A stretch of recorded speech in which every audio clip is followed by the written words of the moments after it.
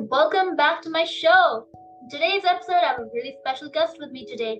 You may all know who it is already if you saw my last episode with Althea, who's also a singer-songwriter.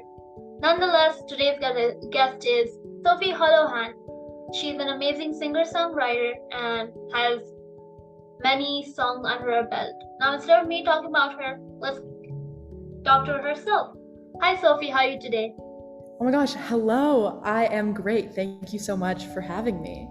Thank you so much for being here. So please introduce yourself and maybe sing a few lines of your latest song. Yeah, so I am a singer-songwriter originally from San Jose, California, but I live in LA now. I've been writing songs all my life, and I usually write about like personal experiences, and my most recent song is a song called I Get What I Want, and it's about kind of being like a people pleaser and trying to work through those feelings and advocate for yourself. So it goes like this. The chorus goes, I get what I want, ask and I receive. I'm not scared to make myself my first priority. I do what I want. Some say I'm naive. They're the ones that spend their whole lives worried about how they're perceived. But I get what I want. That's beautiful. So all of you out there who love indie pop music or just pop music in general, or music that has a deeper message to it, this song is definitely for you, as is all her other songs. So I'll be linking Sophie's website so you can find a Spotify, SoundCloud, and listen to her music. So yeah, my next question for you is, how did you get started with music? Like, what really got you into the singing, songwriting career side? Yeah, so growing up, my family was really musical. Both my mom and my dad wanted to be musicians in some capacity, but then they both decided to take more traditional jobs. But throughout my life, my home was always kind of filled with music, whether it was like things that they were making just for their own love of it, or whether it was like, just music on the radio or whatever it might be. And so, yeah, growing up, I just always was surrounded by it. And I had kind of been writing songs in my little journal for as long as I could remember. But when I was 9, I got my first guitar. And I think that really started the songwriting process for me, because I was able to not only, sing songs a cappella, but have like a vehicle to perform the songs. And so, yeah, I think that's kind of how I got my start. That sounds awesome. I think most people have this perception that if you can't play an instrument, you can't songwrite. I think the instrument is just kind of like a method or a pathway that helps you, but it's not something that you must have. Like, I play the keyboard, so it really helps me in songwriting, because it kind of like you kind of can chain in the melodies, or you can have someone else do it. I mean, I think instruments are vital for songwriting, but not the process, but rather the song itself. Because I think every song, unless you're singing a cappella, it has some sort of instrument, be it a guitar, a drum, piano, ukulele.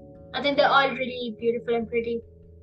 So how did you like I know you told me that you got started because of your musical family, you got your guitar at age 9. So I mean, did you have some kind of clicking thing where it's like you suddenly got your guitar and you realized you want to do this as a career, or did it just be like you always knew that you wanted to go down this path?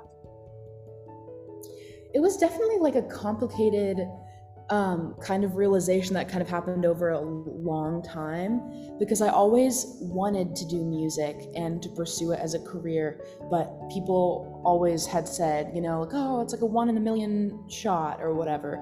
And so for a long time, I thought I was going to do something way more practical.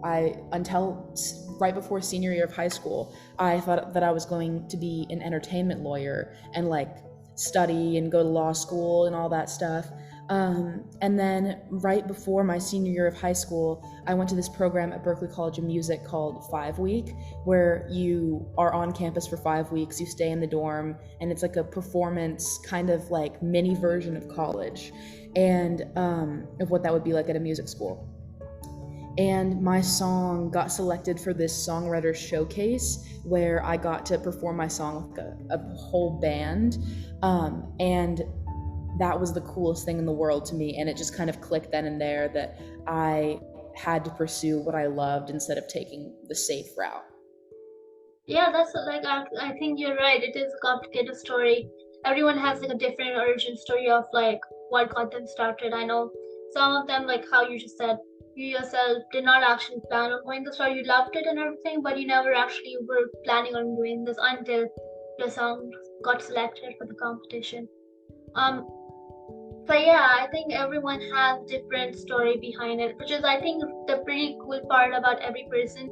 They have like unique background, unique stories. Not all people have the same. I mean, they might be similar in some ways, but that's like kind of the magic or the power their stories have on people listening or people learning about them. Yeah, for sure. So, what does your typical day as a singer-songwriter look like? So I'm sure it depends for everyone, and it also kind of depends on like the time of year and things like that. Like I actually just got back from my first tour where I was like opening for a band, and that is very different than the normal day to day. For the normal day to day, I usually have like a coffee or something with someone in the morning to talk about music or like get to know another musician. And then from like 1 p.m. to maybe like 7 or 8, that's usually when I write a song. Whether it's like by myself or whether it's with another musician. A lot of the times when you're kind of like a professional singer-songwriter, you have sessions with people where you collaborate to write a song, and like a producer is there a lot of the times, and yeah, you just think of like a concept, or whether it's based on your life or someone else's. And the cool thing about being both a singer and a songwriter is sometimes I write songs that end up not being for me, and then I can express my creativity in other ways, and hopefully that song like finds a home with someone else. So that's like usually a typical day. And then also I feel like in the current social media age, there's a lot of sharing the music too, whether that's like on TikTok or Instagram, different social media platforms, or like doing an interview like this on a lovely podcast. I think that's definitely a big part of it, is creating and then also sharing what you've made. Definitely, I think the power of social media, the power of press, I think really builds upon the music, because I mean it needs a way to kind of like spread around. And I think word of mouth is also a great way for people who do not want to be on social media. But I think social media now has become kind of part of how the world works now. And well, as even though most people are not on it, well, not most people, some people are, some people aren't. It's a pretty good way to get your music out there or any kind of work you do. I know some people sell products, I think, on Instagram through the Instagram Yeah. shop, right? Like merchandise. I know some artists and singers and musicians and other creative people, they sell their products on as merchandise. So like maybe like a t-shirt with your name on it, or a t-shirt with like have you heard of the band called Singer-Songwriter? Oh yeah. Mm-hmm. Yeah, they have cool like t-shirts and mugs with their faces on it, and some of them have like cute like keychains and things like that. So I think like it's a great way to kind of build like a fan base and also kind of like get your music out there.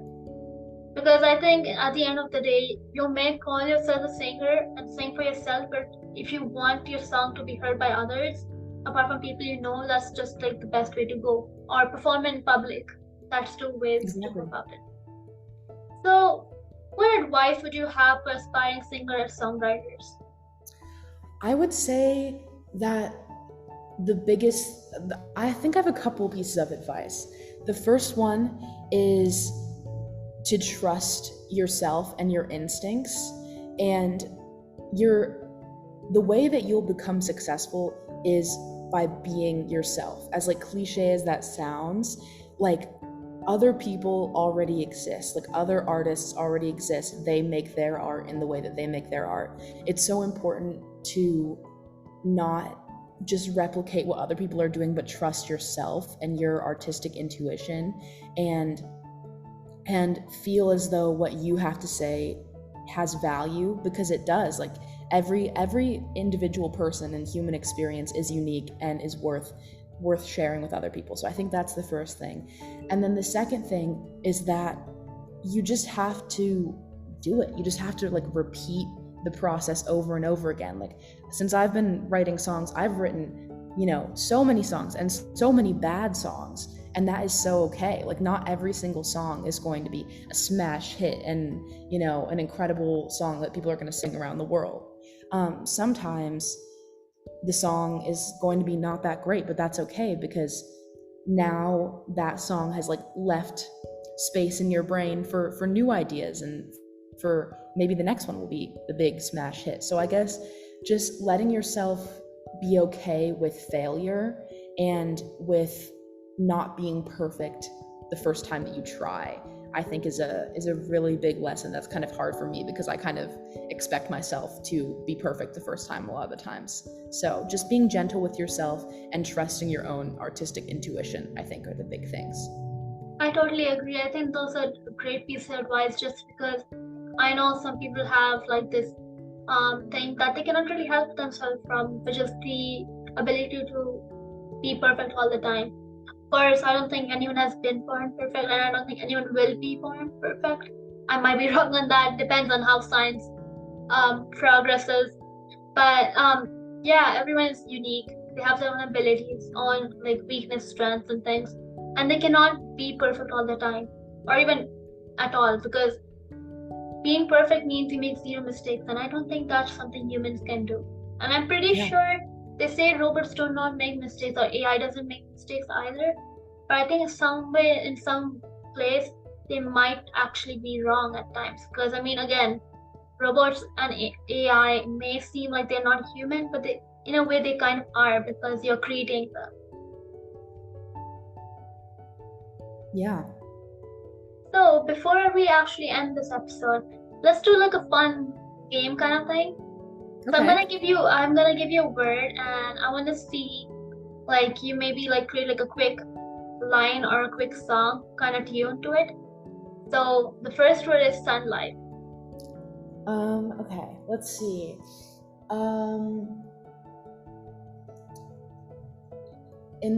Let's see. Like, I think a line maybe that I would write would be something along the lines of like, looking at the sunlight, it's my favorite pastime. And then something, I don't know. That's really beautiful, yeah.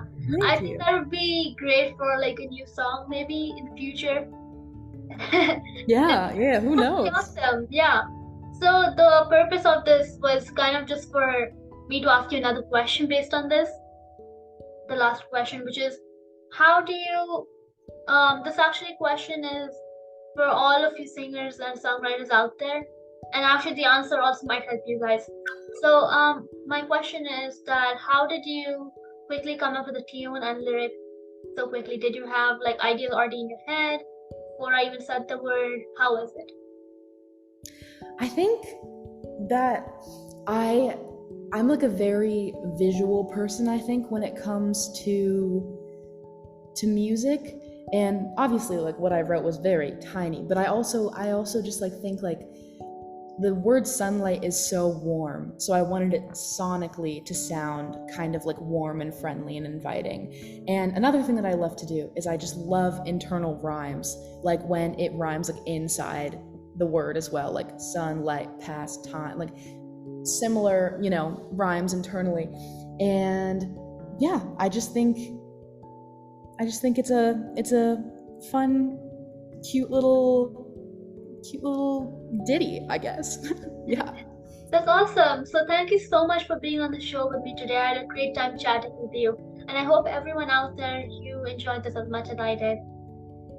Thank you so much for having me. This was so fun, and you asked such awesome questions, and that fun little game was so cool thank too. Thank you so much. Thank you. So everyone out there who's listening to this episode, be sure to check out the show notes, and that's where you'll find Sophie's music. and her latest music as well. You can also follow her on Instagram and all her social medias if you like. And yeah, stay tuned for new episodes every Sunday and Monday. Bye, guys. Bye.